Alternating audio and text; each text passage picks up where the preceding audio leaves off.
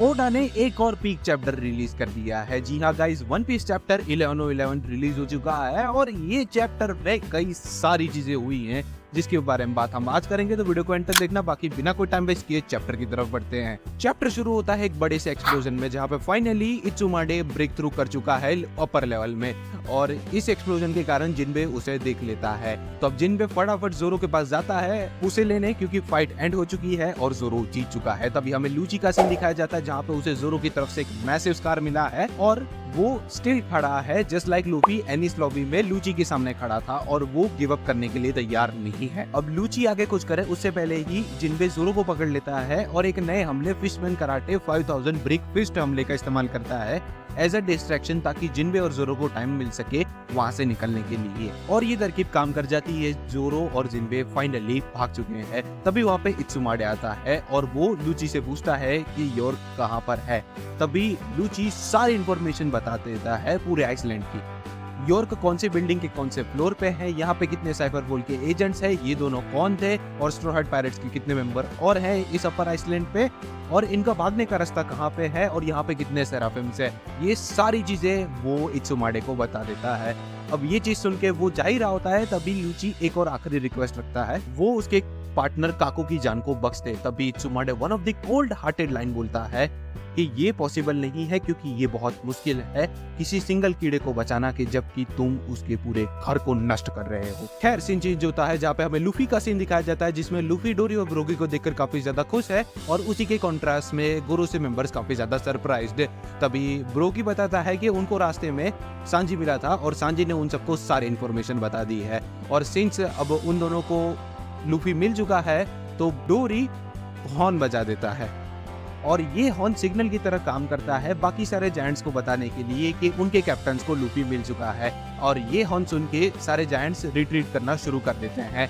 अब इसी के दौरान ओडा हमें हर बार की तरह इस बार भी एक और चिबी मैप देते हैं, ये बताने के लिए कि अभी आइसलैंड पे क्या सिचुएशन चल रही है, जिसमें लूफी, डोरी और ब्रोगी आइसलैंड की एक साइड है और जायंट्स की शिप उनके ऑपोजिट डायरेक्शन में है, जिसमें फ्रैंकी और बोनी तो ऑलमोस्ट पहुंचने वाले हैं और बीच रास्ते में है सांजी और वेगापंक। अब अपर लेवल में नामी और उन सबका ग्रुप है इंक्लूडिंग जोरो एंड जिनबे। अब इन सारी चीजों को रोकने के लिए वॉरक्यूरी जोर से दहाड़ता है अपनी कॉन्करर साकी की मदद से और ये रॉर इतनी पावरफुल होती है कि आइसलैंड की दूर की रहने वाली शिप के अंदर रहने वाले मरीन सोल्जर्स भी बेहोश होने लगे हैं। और एक फनी बात हुई, वॉरक्यूरी की इतनी जोर से दहाड़ने के कारण लूफी के चेस्ट में बना हुआ स्कार था ना, वो उड़ के चला जाता है। तो लूफी उस स्कार को पकड़ के वापस से पहनता है। भाई Oda is going to much goofy with Luffy gear 5। तभी वॉरक्यूरी दहाड़ना बंद करता है और वो बिल्कुल कार्टूनी स्टाइल में दौड़ते हुए उसके ऊपर हमला करने जा रहा होता है, लेकिन उसके सामने डोरी और ब्रोगी आ जाते हैं अपनी शील्ड लेके और उसको रिपेल कर देते हैं, जिसके कारण वॉरक्यूरी उल्टा गिर जाता है। तभी सैटर्न अपने मुंह से पॉइजन सीड हमले का इस्तेमाल करता है। डैम यार, पोकेमॉन चल रहा है। एक सुअर की जैसी शक्ल में दिखने वाला शेर टैकल हमले का इस्तेमाल कर रहा है और एक मकड़ी पॉइजन सीड हमले का इस्तेमाल कर रही। और यही नहीं, अभी ये चीज देखकर लूफी एक नारियल के झाड़ को उखाड़ता है, उसको छील के एक बेसबॉल बैट बनाता है और बेसबॉल की तरह सारे सीड्स को वापस उनकी तरफ ही फेंक देता है और वो सीड्स लैंड होके एक्सप्लोड होते हैं। और ये चीज देखकर भाई सबको चौंक लगता है, including readers and Luffy too. तभी उस एक्सप्लोजन को देखकर डोरी और ब्रोगी लूफी को बताते हैं कि इस एक्सप्लोजन का फायदा उठाते हैं और हम लोग यहाँ से निकल जाते हैं। दूसरी तरफ हमें बोनी का सीन दिखाया जाता है, जहाँ पे बोनी ऑलमोस्ट शिप के पास पहुंचने वाली होती है, लेकिन तभी उसी शिप के पास वहाँ पे 3 एडमरल्स पहुंच चुके हैं। स्पीकिंग ऑफ एडमरल्स, हमें किजारू का भी सीन दिखाया जाता है कि वो स्टिल अभी भी शिप में है और उसने अपनी आंखों को ढक रखा है। हमें अगले मांगा पैनल में योर्क का भी सीन दिखाया जाता है, जहाँ पे इत्सुमाडे उसके पास पहुंच चुका है और योर्क उसको देखकर डर रही है। एट लास्ट हमें चैप्टर के एंड में एगेट आइसलैंड के नॉर्थ वेस्ट कॉर्नर का सीन दिखाया जाता है, जहाँ पे वो जो जायंट रोबोट था वो फाइनली उठ चुका है और वो कहीं पे जा रहा है और वो कहता है I am sorry Joy boy.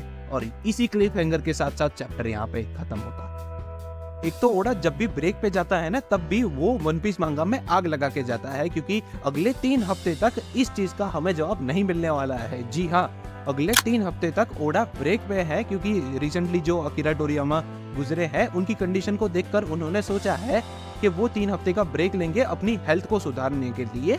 और मैं ये चीज के लिए अग्री करता हूँ बट ये एंडिंग के साथ में करना जरूरी था यार। खैर अपने दिमाग को ज्यादा गर्म ना करते हुए मैं वीडियो को यहीं पे रैप अप करता हूँ। उम्मीद करता हूँ तुम्हें वीडियो पसंद आया होगा। चैप्टर कैसा लगा कमेंट सेक्शन में बताना। वीडियो अच्छा लगा हो तो वीडियो को लाइक भी कर देना और चैनल पे नया हो तो सब्सक्राइब करना मत भूलना। मैं 600 सब्सक्राइबर से काफी ज्यादा नजदीक हूँ तो प्लीज सब्सक्राइब करो। बाकी मैं तुम्हें मिलता हूँ नेक्स्ट वीडियो में, तब तक के लिए गुड बाय।